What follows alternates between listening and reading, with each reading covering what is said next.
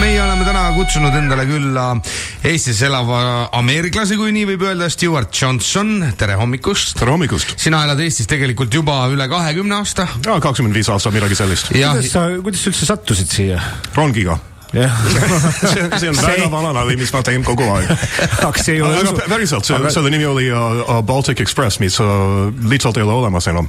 Okei, aga no sa otsustasid Ameerikast tulla nagu siia kanti, mille pärast siis? Ma õppisin Prantsusmaal tegelikult ülikoolis ja siis ma tulin külla, mul oli Eesti sõber. Ja siis meeldis ja jäid siia? Ja, see oli 90-ndates, siis ma otsustasin, et peale, kui ma lõpetasin ülikooli, ma tahtsin tagasi tulla, et rohkem õppida eestlaste kohta. Ei ole mõelnud kordagi, et läheks Ameerikasse tagasi? Ei, mitte ühtegi kord. Aga nüüd ma kahtlustan, äkki oled mõelnud sellepärast, et sa tegelikult tulid meile seetõttu, et sinu suvekodu on jäänud sinna Nursipalu piiri peale nii-öelda, jah? Mm-hmm. Kas sa nüüd mõtled, et võib-olla pead Ameerikasse tagasi minema? Kindlasti mitte. Ma lugesin ühte su intervjuud, kus sa ütlesid, et sa oled see kurb, kes ei jää nagu nende 21 sekka, kellele riik tõenäoliselt pakub kompensatsiooni, mis siis saab sinust, kes sa oled seal nii-öelda selle piiri taga? See on huvitav küsimärk. Ma olen otsustanud, et ma jään sinna. Ma ei tea, kui halb see olukord võiks olla. Aga juhul, kui ma tahan müüa tulevikus, siis see lihtsalt ei ole võimalik. Kes tahaks sellist krunti osta?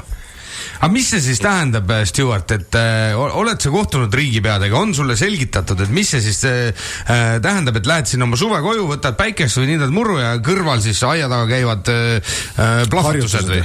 Ma olen ameeriklane, ma olen sellega harjunud, see oli nali. aga lihtsalt ongi siis nii, et paugud käivad? Ja, see, mis on juhtunud siiamaani, lihtsalt ei ole harjunud mind. Aga meil on olnud päris paljud metsad, aga nüüd neid metsad ei ole olemas enam. Need võetakse maha? Ja siis RMK üles, et nad peatasid seda laagerajad, aga harvesterid või mis iganes see on, nad töötavad edasi. Ma olen hetkel Tallinnas, ma ei tea, mis toimub seal praegusel hetkel, aga ma olen neid gruppides. Ja nad kõik jagavad pilte kogu aeg, et harvester töötab edasi, RMK üles, et ei tööta ja kes valetab, kes räägib, keegi enam ei tea. Ja see on minu suurim probleem selle laiendamisega. Et ma saan aru, et riigikaitse on vaja. Kui see peab olema Nursipalus ja mingi muud võimalust ei ole, olgu. Aga kuidas riik on käitunud siiamaani oma kodanikute vastu, lihtsalt ei ole õige. Nad on valetanud, näiteks Pevkur ütles kohe alguses, et see laienemine on võimalik ainult koostöös kohalikuga. Aga keegi ei ole selles koostöös osalenud. Need 21 talu, nemad ei ole andnud oma nõusolekut. Mitte ühtegi. Oot, me tegelikult ikkagi loeme lugudest, kus osade inimestega on juba jõutud rääkida, tõepoolest kõigiga veel ei ole, osad on juba teada andnud, et nad tahavad oma kodu müüa, et see protsess ongi pikk ja see võtab paar aastat aega ja lähema paari aasta jooksul kedagi veel kodust välja ei aeta. Niiviisi räägivad meile erinevad uudised. Ja mina ei ole kuulnud, et ükski inimene on nõus. Ma kuulsin, et võib-olla üks inimene, kes piirneb, on nõus müüa tema suvekodu. Aga see ongi minu suvekodu, aga mul oli plaanis pensionil seal elada. See maja on olnud minu käes juba rohkem kui 20 aastat. Täpselt 20 aastat tegelikult. Sa oled ise seal ehitanud ja teinud seda tõenäoliselt siis selle aja jooksul ka rohkem korda? Jah. Ostsid kunagi mingi vana ja väikese ja kas sa nüüd oled sinna nagu panustanud oma raha aega ja... Kui mina ostsin seda maja, katust oli auke täis ja siis aknaid polnud, ukse polnud. Ja see on talve elamiskolblik praegu. Ja see on tip-top korras. Ma olen kõik oma energia, aga mina ei ole tähtis selles olukorras. Minu probleem on, kuidas riik on käitunud oma inimeste vastu. Näiteks see kompensatsioon. See on naeruväärne. Sa ei tea ju veel, seda pole ju vist öeldud tegelikult. Nemad on öelnud, et kui need 21 pered, kes on sellest tsoonis, nemad saavad turuhind pluss 30%, kui nad päriselt elavad seal, siis see motivatsioonitasu on 30%. Aga mis siis, kui see maja maksab, selle turuväärtus on näiteks 30 000 euri, ja siis pluss 30%, on 3000, ei rohkem natuke, 9000 juurde veel. Mis maja on seal müügil praegu? Ma vaatasin täna hommikul, on ainult 20 majad, mis on müügil terve Rooga vallas. Ja mõned neist on 200 000 või rohkem. Neid inimesed lihtsalt ei saa osta midagi. Neil ei ole kuhugi minna. No see on õige küll, jah, ega selles mõttes kinnisvara siin Tallinnas ja kinnisvara seal Nursipalus ei ole kindlasti samaväärne. Et see on tegelikult võib-olla siin on hea point küll olemas, aga ma loen jah, et riik tellib ikkagi majade hindamised, nad hindavad need majad ära ja siis selle järgi teevad ka siis turupakkumise. Sellest Stuart räägibki, kui see maksab 30 000, sa saad 10 000 veel lisaks, et mis saab 40 000, kas lahendus oleks siis rohkem raha? Ja, ma arvan küll, et neid inimesed, kui nad peavad lahkuma naeratades ja mitte kibestunud. Nõus. No on ju ka inimesi, kes on ütelnud, et ükskõik kui palju mulle raha pakutakse, minu õunapuud, minu põõsad on seal, ma olen igal juhul selle vastu, mind ära ei osta. Vähemalt üks inimene on sealt kandist kunagi niisuguse intervjuu andnud. Ja, ma tean, kes ta on. Ja. Ma ei hakka rääkima tema ees. Selge, et inimesed on vist väga erinevad need 21, eks. Üks on nõus müüma, teine ei ole nõus müüma mitte ühegi hinnaga. Aga ma olen kõik eestlased ja valitsus teeb seda omadele inimestele. See on lihtsalt, ma ei kujuta ette, kuidas see on võimalik. See kõlab võib-olla natukene jõhkralt, aga kui muud varianti ei ole, siis võetakse seda umbes äkki nii, et kas terve Eesti või 21 inimest, eks ole. Et ma ei tea, kuidas riik mõtleb, kuigi meil on iga inimene äärmiselt oluline, mina saan sellest aru ja mina ei soovi absoluutselt ühelegi inimesele, et ta oma kodust ilma peaks jääma, aga ma mõtlen, äkki riik mõtleb nii, et meil pole muud varianti lihtsalt. Aga sina räägid lainemisest ise. Et kas see lainemine on üldse vajalik? Mina ei kommenteeri selle kohta. Ei tea, ei oska öelda, ei ole spetsialist, jah. Ma saan aru ka, et nii nagu sa enne siin ütlesid, probleem on selle üle, et on teatav selline infosulg ja mingisuguseid asju ei räägita, kas või see sama metsa maha võtmine, nii nagu sa ütlesid, see RMK poolt, sellest oli ju ka siin möödunud nädala alguses uudis, et tõepoolest seda metsa seal maha võetakse, kuigi just kui nagu öeldakse, et enam ei võeta ja siis masinad käivad, eks ole. Jah, täpselt. Jah, et see on nagu see koht, et kus nagu riik, nagu sa ütlesid, ei anna nagu selget nii-öelda nagu infot on ju. Ja mina olen märkanud viimastel, ma arvan, et see alustas 4 või 3 aastat tagasi. Keegi hakkas metsateed ehitama, aga päriselt hea kvaliteetsed teed, mitte mingi laageraja teed midagi sellist. Kruuviga ja kraaviga ja mis iganes. See on väga hästi tehtud. Kes tellis seda? Seal ei ela mitte kedagi ja need metsad on ikka veel olemas. See on lihtsalt, see on huvitav. Ammu äkki teada juba riigile, aga võt inimesed ei teadnud. Ma olen üsna kindel, et riik on teadnud sellest juba mitu aastat. Nursipalust me räägime, mis on tõepoolest raske teema, sest emotsionaalselt oma kodust loobumise mõte on raske. Samas, nagu Stuart ka ütleb, ta saab aru, et see on vajalik.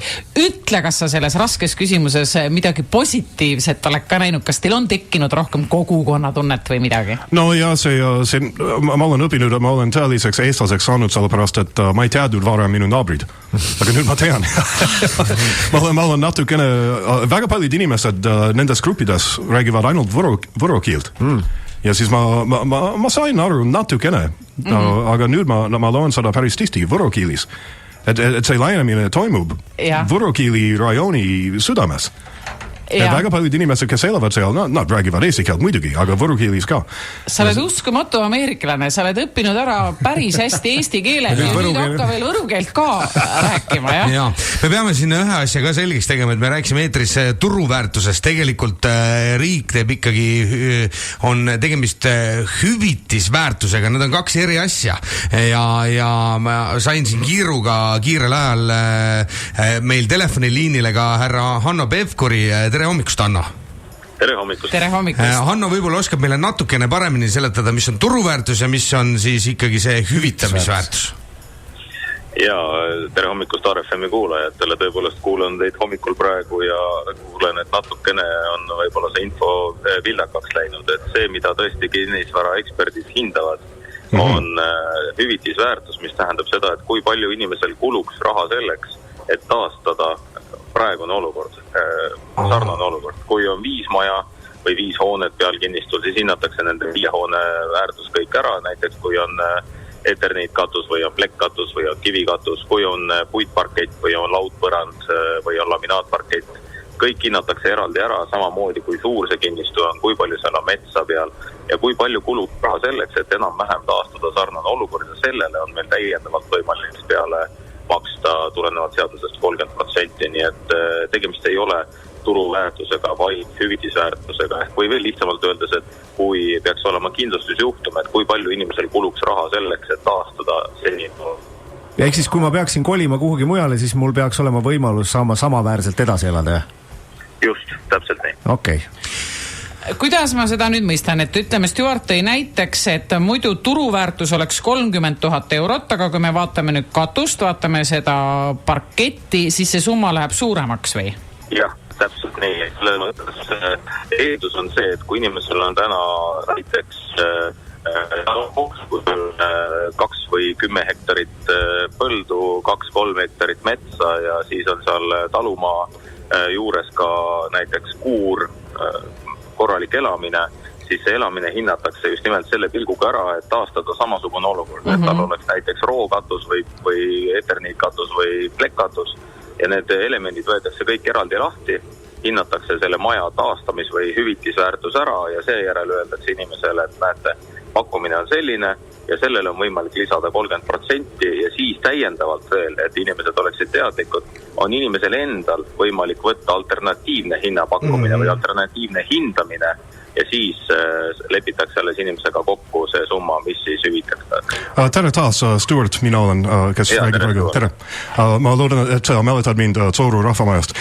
See teema, millest sa just rääkisid, et millises katus on olemas, see on natuke maitse asi minu arvus. Näiteks, kui mina tahan uut korterit osta, see ei ole oluline mulle, kui see endine omanik pani mingi linoleum põranda peal. Esimest asja, mida ma teen, kui ma koliksin sisse, ma võtan seda linoleumid välja. Et kuidas on võimalik, et hinnata kellegi maja, sellepärast, et nad on teinud mingi isikliku otsust, et mingi stiilne asi, maitse asi. Kuidas see üldse mõjutab midagi? Vabandust, me hindame ju sinu maja. Me hindame sinu majapidamise ära, mis sina oled teinud oma majapidamisega. Kui palju saad sellele majale oled juurde andnud väärtust ja kui see väärtus on nii palju suuremaks tehtud, näiteks sa oled rajanud hoopis palkmaja või sa oled kipsi maha võtnud ja puhastanud palgid välja sellel majal, siis seda kõike hinnatakse. Ehk kui palju sul endal kuluks vahendeid selleks, et taastada selline olukord, nagu sul praegu on. Järgmises kohas. Uues kohas, jah. Okei, siis sul oleks üks küsimus. Näiteks, mina näiteks see eksemplar. Mina ostsin maja, siis ma võtsin krahvi seinast maha, ma puhastasin palka seinad ja nii edasi, võtsin kõik neid vanad nõukogude aja kruvid välja. Kas ma saan mingi tasu selle ees või kuidas see täpselt toimub? Näiteks, kui mina tahan müüa minu maja, siis ma saan seda turuhinda koos 20 või 30% motivatsioonitasu. Pluss sa saad ka just praegu seletataksegi selle eest, et sa nägid vaeva, võtsid need palgid välja, sellest tuleb seda veel. Hinnatakse. Ja seda hinnatakse ka rahaks. Okei, milline summast me räägime? Näiteks? Stuart, Eestis on olemas kõige kõrgemad kategooria hindajad, kellel ainult on võimalus seda hindamist teha. Seda ei saa öelda mina, seda ei saa öelda keegi suvaline inimene tänavalt, vaid selleks on eksperdid, hindajad. Nemad vaatavad seda olukorda, mis sul on, kui sul on palkmaja, kui sa oled selle ilusasti taastanud, kui sul on laudpõrandad, kui sa oled pannud, ma ei tea, kivikatuse, mis iganes, või oled sindelkatuse pannud, siis nende ülesanne on hinnata ära see, kui palju sul kuluks vahendeid selleks, et taastada sarnane olukord, nagu sul praegu on kusagil mujal. Ja see on see, mida nimetatakse siis kinnisasja avalikes huvides omandamise seaduse järgi hüvitisväärtuseks. Aga miks sellest ei rääkinud kohe algusest? Ma rääkisin sellest Soorust täpselt. Ma rääkisin täpselt samamoodi see, et inimesed ei soovinud kuulda seda. Nad kuulasid, aga võib-olla ei kuulnud täpselt. Siis tegelikult me rääkisime juba Soorus esimesel kohtumisel hüvitisväärtusest, mitte turuväärtusest. Ja seda on räägitud kõikidel kohtumistel, mis on toimunud ka eelmisel kuul kõiges 3 kohas, Rõuges, Antslas ja Võru vallas. Väga tänan selle suure selgituse eest, sest mina sain nüüd küll pildi selgemaks, ma kujutan ette, et kui need jutud olid ka seal, siis kui see on sinu lugu, siis see esimese emotsiooniga võib-olla ei kuulegi kõike, eks, mida sulle räägitakse. Väga aitäh! Suur tänu, Hanno Pevkur, selle aja eest. Ja aitäh teile ja jõudu. Ja, suur tänu. Stuart, minule sai selgemaks. Üks asi on tõesti see turuväärtus, aga teine on see sinu nühitud palk.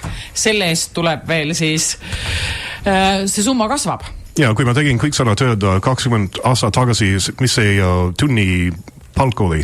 Vaata, selleks tuleb ekspert ja sina võib-olla siis oled seal kõrval ja räägid seda eksperdile. Kui me sinu käest küsime, mis see töö maksab sul? Sa ei oska ka ilmselt praegu selle taastamine maksab kindlasti rohkem kui siis. Ma olen sellest täiesti kindel. Ma ei ole nii noor ka. Ma olen enam kui veendunud, tänased hindajad võtavad seda tänast hinda, nad ei arvesta seda, mis oli kunagi. See on täpselt sama hea, kui ma hakkan kinnisvara müüma, siis keegi ei võta seda hinda, millal ma selle ostsin, vaid arvutatakse tänast turuväärtust, eks ole.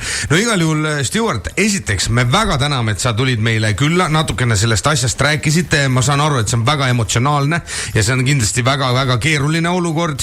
Ma väga loodan, et natukene oli sulle selgitustest kasu, et härra Pevkur suutis sulle natukenegi asja selgemaks teha ja ma loodan, et ma ei tea, et kuidas see asi, kas see üldse saab kuidagi hästi lõppeda või ma isegi ei oska öelda. Ma ei tea, eks vaatame tulevikus. Näiteks Pevkur ütles, et ta rääkis sellest Sooru rahvamajast kohe algusest. Okei, võib-olla see juhtus, aga ta peab mõistma, et need inimesed, kes kuulsid sellest esimest korda, nad teadsid, et midagi toimub. Aga täpsemat infot keegi ei saanud. Rooga vald, Antsla vald, kõik need vallavalitsused, maakonnavalitsused, nad kõik palusid infot, mida ei jagati. Aga me peame siis olema rõõmsad sellele, et nüüd me selle info saime ja nüüd sai meie jaoks asi selgemaks ja Stuart, me tuleme võib-olla 5 aasta pärast sulle külla, kus sul on üks talu, mille sa oled värskelt renoveerinud ja ütled, näete, selle raha eest sain ma selle kodu endale. Kui ma jään sinna, siis mul oleks mitu uut tiigid olemas ka. Pauguaugud. Pauguaugud. Suur tänu, Stuart, et sa tulid meile külla. Aitäh kutsumast. Me soovime sulle kõike ilusat. Aitäh. Alusta päeva hea tujuga. Ville Minev, Andres Puusepp ja Jürgen Pärnsalu. Radio Star FM hommikuprogramm.